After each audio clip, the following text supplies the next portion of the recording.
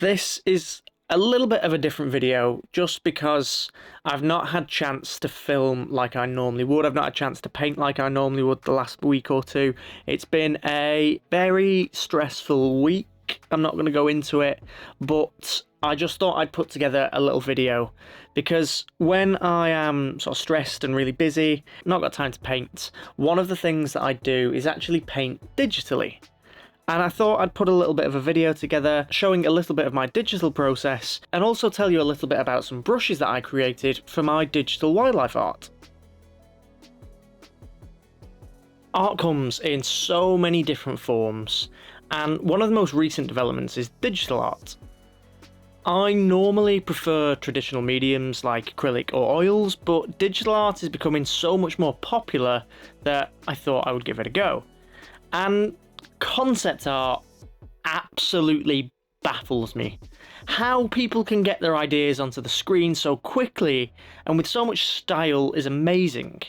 It's just like how real things can look without actually having any real detail, and how all those shapes, that line work and the colour come together on a screen that makes good digital art really stand out. So a while ago, I started to try out some digital painting using my iPad Pro and the Procreate app. The thing that I like about digital art is that it's very quick and very easy to use.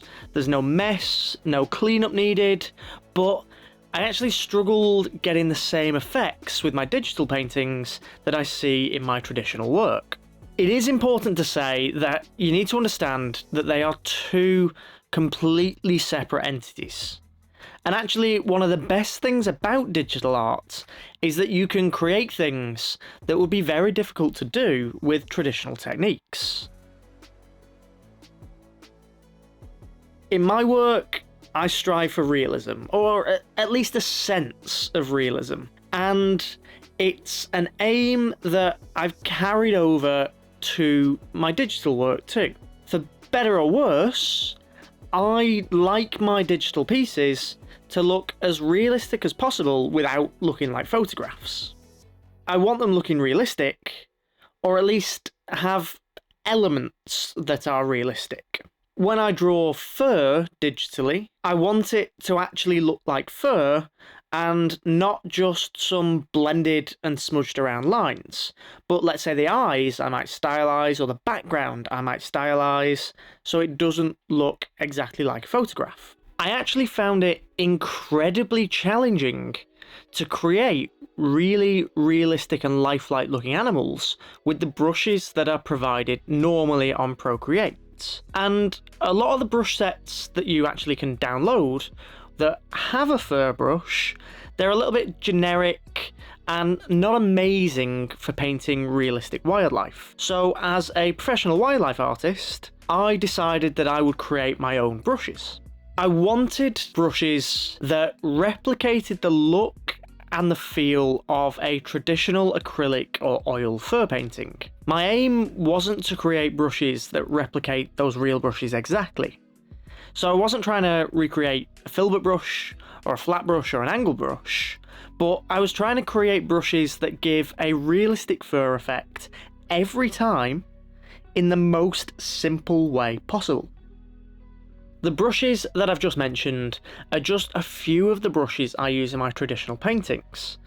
I know from loads of practice and experience, I know how to load the brushes, I know the consistency of the paint that I need, I know the way to hold them, and I know the way to move them around the canvas to create realistic fur.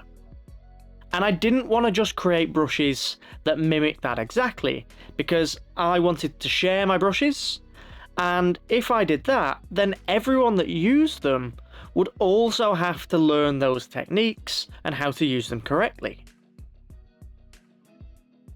I wanted to create brushes that, straight off the bat, were really simple to use, but created effective, realistic looking fur.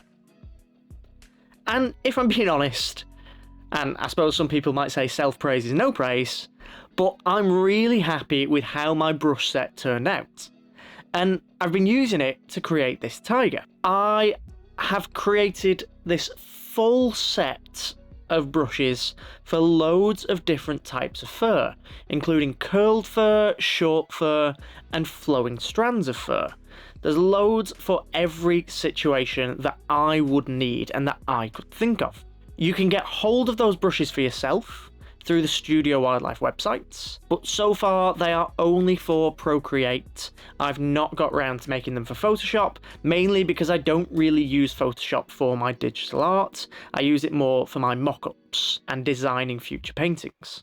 I also have a complete tutorial for how I used my brushes to create this tiger on my Patreon channel. I'll put a link to the brushes and to the Patreon in the description below. I mean, it's really great because already I've had loads and loads of people download those brushes, and I would love to hear what you guys think of them and to see some of the work that you create with them. So if you are on Instagram, please do use the hashtag Studio Wildlife and I will be able to see your creations.